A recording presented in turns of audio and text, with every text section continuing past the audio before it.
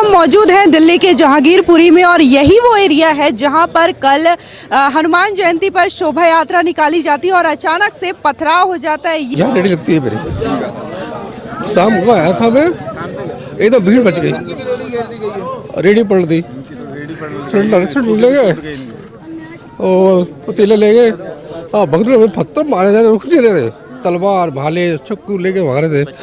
हम भागा रहे थे, इधर को गेट बंद करा, गेट के अंदर सारे आ गए, अंदर पथराव करा तो सारे शीशे फोड़ दिए अलमारी के। हम नीचे तरपाई छुपक गए। उसके बाद क्या हुआ, ये हमारे टप सिलेंडर उठा के भाग लिए। मैं भाई छोड़ दे, पंप पे पत्थर मारना शुरू कर दिया और राशन वाली की बोरी उतारी। वो देखो, ये देखो मेरा ये सारा सामान पड़ा मेरा। आप देख सकते हैं यहाँ पे इनकी रेडी लगती थी और अचानक से ये लोग आए, दूसरे पक्ष के लोग, और पूरा सामान फेंक दिया, पूरा तहस नहस कर दिया। ये जो कांच के बिखरे हुए टुकड़े आप देख सकते हैं, उसी के साथ ही वो पूरी चीजें बिखरी हुई, किस तरीके से हालात और मंजर बयां कर रहे हैं आप खुद देख सकते हैं। किस चीज की रेडी लगाते थे आप? मैं फास्ट फूड लगाता था, चौमिन फास्ट फूड सब बेचता था मैं। उसके बाद बहुत ड्रामा हुआ मेरे साथ, अपने को बचाता रहा मैं, बचा नहीं, यहाँ पत्थर लगाता भागा अंदर को, जब जहाँ बचाई मैंने, नहीं तो मेरा बुरा हाल था इस टाइम। इनका कहना है कि इनके दुकान का तो नुकसान हुआ ही, साथ ही साथ इन पर हमला करने की भी कोशिश की गई और इन्होंने कैसे भी करके अपनी जान बचाई, यहाँ से बाहर जा करके छुप करके इन्होंने अपना बचाव किया और अब सुरक्षित हुए खुद। दो गाड़ी खड़ी थी, उस गाड़ी को तोड़ फोड़ करा, उसमें आग लगाया तो मैं आग बचाई है। मैं आग मत लगा भाई, तोड़ दो, मत तोड़ उसको। अच्छा अंकल तोड़ रहे हम, आग लगाई। यहाँ पे दो रेडी लगती थी, वो दो हनुमान जयंती चक्कर में लगी। एक बंदे लगे जो भाग रहे हैं, उनके पत्थर मारे जा रहे हैं, कुछ भी आ रही नहीं है, जो हाथ में वही मार दे रहे हैं। अच्छा, ये जो कल चीजें देखने को मिली, क्या ये अचानक से हुई या फिर पहले से अल्टीमेटम या फिर ऐसी चीजें होती रहती थी? अपनी अजान का इंतजार कर रहे थे, 6:30 बजे अजान हुई है। उसके बाद उन्होंने रैली आराम से सीधी आ रही है, कोई टेंशन नहीं है, रैली सीधी आ रही है। बस पास से चौक से मस्जिद से पतला सब हुआ है और ये भगदड़ मची में क्यों मची, भगदड़ में क्या हो गया, मैं हो गया होगा। हम रेडी लगा खड़े थे, तो इधर भी खड़े थे, सब्जी रोटी वाला भी, नान रोटी वाला ये भी खड़ा था, मैं भी खड़ा था। मैं कुछ नहीं होगा, साइड में दब जाते हैं, हम सामान ढक रही रहते हैं, निकल जाएंगे। वो तो वहाँ से लूट पाट करते आ रहे, मार धाड़ करते आ रहे, किसी को बख्श नहीं रहे। जो हल्की टोपी पहना है, जो लड़की रंग है, उसको तो ऐसे मार रहे जैसे घोड़े की तरह मार रहे हो। और उनके पास क्या था, डंडा था, हनुमान जयंती डंडा था उनके पास, तो भाले तलवार चक्कू सब कुछ लेके मारे, ऐसे घुमा रहे, इकट्ठा बंदूक का भी घुमा रहे थे। मैंने क्या कर रहे भाई ये? मैं भाई तुम जानते हो कैस्ट, हम किसी को नहीं जानते, हम तो मारना जानते हैं। मैं अच्छा भाई, मैं तुम अजान का इंतजार कर रहे थे कि हाँ जी हम अजान का इंतजार कर रहे थे। बहुत जाम इतना बतराव करा उन्होंने मेरे पर, हम बचा के गली में बचे।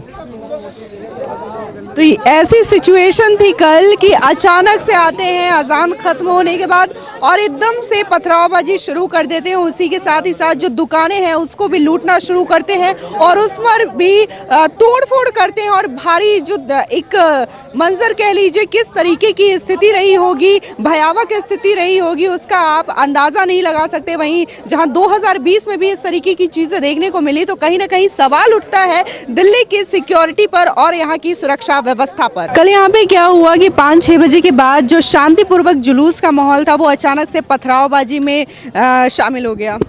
ऐसा था, हम तो शांतिपूर्ण से अपना जुलूस निकाल रहे थे, प्रसाद बांटते हुए आ रहे थे, तो मस्जिद के पास उनका अजान हो रहा था, तो हमने वहाँ पे अपना लाउड स्पीकर सब बंद कर दिया गया था। फिर अचानक से पथराव हमारे पे कर दिए और हमारे हनुमान जी की मूर्ति पर चढ़ के उन्होंने चप्पलें, जूते, पत्थर, तलवार तक हनुमान जी की मूर्ति पे मारा गया। हमें बड़ी मुश्किल से हम हनुमान जी की मूर्ति की सीट पे ले गए, अपनी जान पे खेलते। और कम से कम इनकी जनसंख्या होगी 2,500 से 3,000 होगी लोग उनकी। और छोटे छोटे बच्चों पे हथियार, बोतल पेप्सी की बोतल, दारू की बोतल और तलवार, गोलियां तक, यानी कि बंदूकें तक चली गई है यहाँ पे हमारे ऊपर। तो यहाँ पे ये चीज़ें बोली जा रही है कि जो हनुमान जी की मूर्ति है उसमें अचानक से उन लोगों ने चढ़ करके पथरावबाजी करनी शुरू कर दी और यहाँ पे जो छोटे छोटे बच्चे हैं उनके पास भी कट्टे, तलवार और उसी के साथ ही साथ कांच की बोतलें भी मौजूद थी। और क्या ये यहाँ पे राशन आया हुआ था, हाँ, कल उतरने के लिए, तो उसको भी शीशे फोड़े हैं और 4-5 बोरी राशन की लूट ली गई है।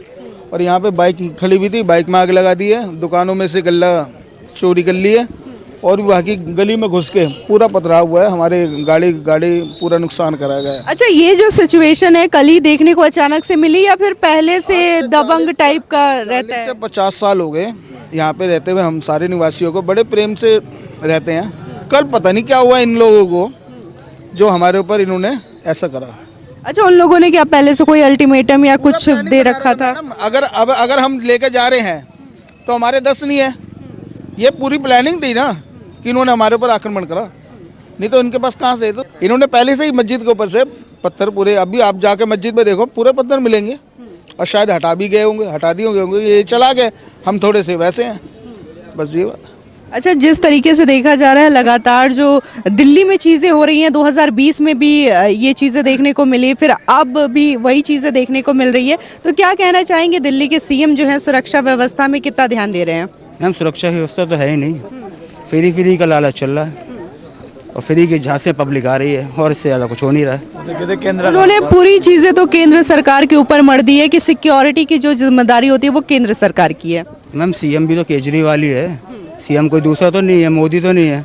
केजरीवाल को ही सोचना चाहिए, अब दिल्ली की पब्लिक ने उन्हें चुना है, वोट दिया है, किसी विश्वास पे दिया है ना, वो एकदम अपने हाथ खड़े तो कर नहीं सकते कि जो देखेंगे मोदी देखेंगे। आपको भी तो देखना है, आपके पास भी तो दिल्ली का प्रशासन है, शासन है, कुछ ना कुछ तो आपका भी रोल है इसमें। आप एकदम हाथ खड़े कर रहे हैं, ये चीज़ गलत है।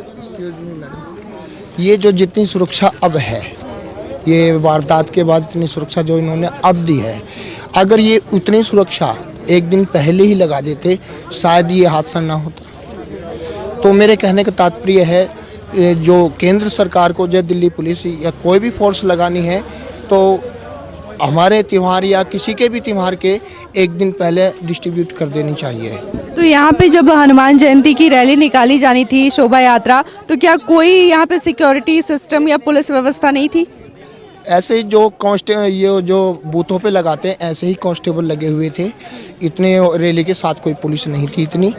और क्या नाम है, छुटपुट कहीं जहीं पुलिस लगा रही, जैसे अब पुलिस मंगाई है अच्छी, तो पहले से अगर डिस्ट्रीब्यूट कर देता तो शायद ये हादसा या ये घटना ना होती। मेरे कहने का तात्पर्य यह है कि जब भी आगे से कोई भी हिंदू हो या मुस्लिम हो, किसी का भी त्यौहार हो, तो केंद्र सरकार को जो है पुलिस का अच्छा इंतजाम करना चाहिए, अच्छी मतलब पोजीशन पे पुलिस लगानी चाहिए। आप जानते हैं जहांगीरपुरी है, हर एरिया में कुछ ना कुछ होता ही रहता है। तो यहाँ पे जो लोग हैं उनका ये कहना है कि जो पुलिस व्यवस्था और जो सुरक्षा व्यवस्था आज देखी जा रही है, शायद वो कल होती तो ये जो घटना है वो ना हुई होती। यहाँ पे कुछ और भी लोग हैं, हम उनसे भी बात करते हैं। बताइए कल क्या चीजें हुई, बताइए। सुनी हूँ, हम लोग के नहीं पता है, भैया के पता है सब कुछ। क्या हुआ था कल? पहले हम क्या तो हो रहे हैं वंचित, तो बहुत हो रहे हैं, अन्याय के वो नहीं हो रहे, फैसला नहीं हो रहा। इस वक्त हम मौजूद हैं दिल्ली के जहांगीरपुरी में और यही वो एरिया है जहां पर कल हनुमान जयंती पर शोभा यात्रा निकाली जाती है और अचानक से पथराव हो जाता है। ये जो घटना है शाम के 5-6 बजे के करीब हुई थी और कई सारे पुलिसकर्मी जो है बीच बचाव में आए थे और वो भी घायल हो गए थे। तो यहाँ पे हम मौजूद हैं, यहाँ पे जो लोग हैं हम उनसे पूछते हैं कि आखिर कल किस तरीके से ये चीज़ें शुरू हुई और क्या क्या हुआ यहाँ पे। सर, कल शाम को क्या हुआ यहाँ पे? कल शाम को क्या हुआ, कल शाम को जब यहाँ पे शोभा यात्रा निकल रही थी तो यहाँ पर पथराव हुआ अचानक, और काफ़ी ये बांग्लादेशी जो यहाँ पर शिवलोक में रहते हैं, कम से कम मेरे ख्याल से 1000 के करीब में होंगे, जिनके हाथों में पत्थर थे, तलवारें थी और कईयों के हाथों में जो पेट्रोल बम होता है वो भी था। तो मतलब कल एक स्थिति ऐसी गंभीर कर रखी थी उन लोगों ने कि अगर कोई 2-4 व्यक्ति अगर उनके हाथों में आया तो उनका मर्डर कर देते वो इस तरह से पूरी प्लानिंग में थे। यहाँ पर एक कार खड़ी हुई थी और एक कार वहाँ पे खड़ी थी, उनके शीशे तोड़े, कारों को पलटी मारा। पता ही नहीं उन लोगों को क्या चिढ़े, या हम लोगों से चिढ़े या जय श्री राम बोलने से चिढ़े, ये चीज़ की समझ में नहीं आई। मगर बहुत गलत हुआ क्योंकि मेरी ये दुकान के सारा टीन भी तो तोड़ ताड़ दी, सारी पाइप तोड़ ताड़ के ले गए सारे यहाँ से, और क्या बताएं अब। अच्छा, पहले से कोई चेतावनी आप लोगों को दी गई हो कि शोभा यात्रा ना निकालो या फिर इस तरीके की चीजें होगी, या फिर अचानक से हो गई? नहीं, ऐसा तो कुछ नहीं था। खैर ऐसा कुछ नहीं है, शोभा यात्रा तो हमेशा निकालते हैं, हर साल निकालते हैं, मगर सर आप कह रहे हैं कि कोई सोची समझी साजिश हो सकती है। हाँ जी 100% है मैम, क्योंकि जिस हिसाब से वो तलवारें हैं, डंडे हैं, पत्थर हैं और जितनी भी पब्लिक अंदर तक गई है आप देखोगे तो अंदर तक गाड़ियां तोड़ रखी है इन्होंने, गली के अंदर तक तोड़ रखी है, तो रोड की छोड़ो गली के अंदर तक तोड़ रखी है, तो कोई साजिश रही होगी तभी तो इन्होंने किया है। अब जितने भी अपने क्या नाम है समाज के लोग हैं, हिंदू समाज के लोग हैं, वो बेचारे अपना शोभा यात्रा निकाल रहे, उनको क्या चीज़ से कीजिए, लेकिन उनकी मंशा ये थी कि नहीं इनकी शोभा यात्रा निकलनी चाहिए थी, इस तरह से उन्होंने पंगा किया इस समय। क्या लोग चाहते हैं हम लोगों को तो समझ में आ नहीं रहा, या हम लोग अपना भी धर्म चेंज करें या अल्लाह बोलने लग जाएं, मुझे तो ये चीज़ को समझ में नहीं आ रहा, या हम लोग इस देश में रहना बंद कर दें। या मैं तो भाई एक सरकार से यही अनुरोध करना चाहता हूँ कि कोई ऐसा एक कठोर कानून बनाए जो हम लोग कम से कम सुरक्षित रहें। मेरी आप लोगों के द्वारा ये एक विनती है उन लोगों सरकार से कि कम से कम वो कोई ऐसा कदम उठाएं जो हम लोग सुरक्षित हो, नहीं तो ये आने वाले समय में तो हमें लग रहा है कि कुछ गंभीर ही हालत होंगे यहाँ पर, शायद हम लोग यहाँ से मकान बेच के जाना पड़ जाए हम लोगों को, क्योंकि जिस हिसाब से जो कल का माहौल था तो कल का माहौल नहीं हो रहा है मैम, हिंदू समाज के लिए कुछ भी नहीं हो रहा है, जो भी आरक्षण है, जो भी मूल भुगता है इनके लिए सुविधा है, हिंदू के लिए कोई सुविधा नहीं है। हिंदू अब वहाँ से देख लो, इतने इन्होंने आए हैं यहाँ पर दंगा करके गए हैं, क्या सुविधा मिली हमको? कोई फोर्स नहीं, 1-1.5 घंटे तक इन्होंने बवाल किया है, दुकानें तोड़ी है, दुकानें लूटी हैं, गाड़ियाँ फूकी हैं, गाड़ियाँ जलाई हैं, गाड़ियाँ तोड़ी है, गली के आधी गली तक इन्होंने तोड़ा, तो क्या किया इन्होंने बताओ। अच्छा जिस तरीके से चीजें देखी जा रही हैं तो ये क्या पहली बार हुआ है शोभा यात्रा या फिर पहले निकलता था लेकिन शांतिपूर्वक ढंग से हमें पहली बार हुआ ये मैम, पहले आज तक हुआ ही नहीं। आज तक शोभा यात्रा में कभी ऐसा नहीं हुआ, लेकिन इन्होंने पहले से साजिश बना रखी थी, इन्होंने किया है ये काम, 100% किया है, इसमें कोई दो राय नहीं है। तो यहाँ पे जो लोग मौजूद हैं उनका ये कहना है कि ये सोची समझी साजिश का हिस्सा हो सकता है, क्योंकि यहाँ पे पहले भी जुलूस निकलते रहे हैं लेकिन इस बार ऐसा वाकया देखने को मिला जब इस तरीके की घटना हुई, पथरावबाजी हुई। और भी लोग हैं, और भी लोगों से बात करते हैं, क्या हुआ था यहाँ पे कल शाम को और किस तरीके से पथरावबाजी शुरू हुई? यहाँ तो शांतिपूर्वक रैली निकल रही थी, करीब 4 रैलियाँ निकली हैं और तगड़ी रैली निकली है, कोई लड़ाई नहीं, कोई झगड़ा नहीं, लेकिन शाम को अचानक एक दफ़े भगदड़ मच गई और जब भगदड़ मची तो सारे लोग तितर बितर हो रहे थे और ये देखा गया यहाँ लूटमार काफ़ी हुई है, काफ़ी गाड़ियों को आग लगाया गया है, पब्लिकों की चोट लगी है, यहाँ तक पुलिस वालों की ऊपर फायरिंग करी गई है और यहाँ के इंसान ऐसे हैं कि किसी के पास कुछ लड़ने का मतलब लड़ाई तो चाहते ही नहीं बिल्कुल भी।